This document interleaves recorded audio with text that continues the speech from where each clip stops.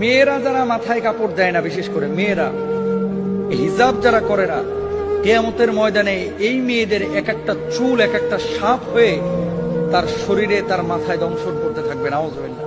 বড় কঠিন বিষয় ভাই।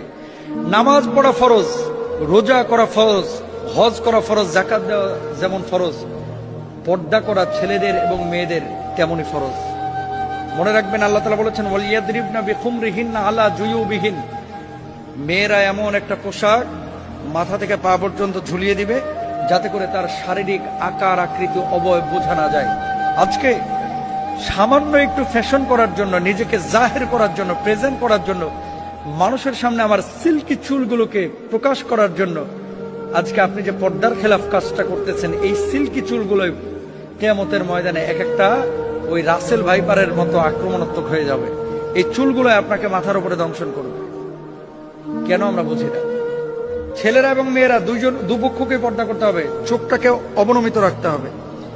মেয়েদের পর্দা তো পুরো শরীর, আর ছেলেদের পর্দা হচ্ছে নাভি থেকে নিয়ে হাঁটু পর্যন্ত। এই অংশটা যদি এক চুল পরিমাণ কেউ খোলা রাখে, আল্লাহর আদালতে তারা দাঁড়াইতে হবে। তো মেয়েরা মুখমণ্ডল, হাতের তালু, পায়ের পাতা এগুলো বাড়ির মধ্যে খোলা রাখতে পারে, আর বাইরে চেষ্টা করবে পুরো হিজাব মেনটেন করে তার সৌন্দর্য যাতে করে প্রদর্শন না হয়। ছেলেরাও চক্ষুকে অবনমিত রাখবে।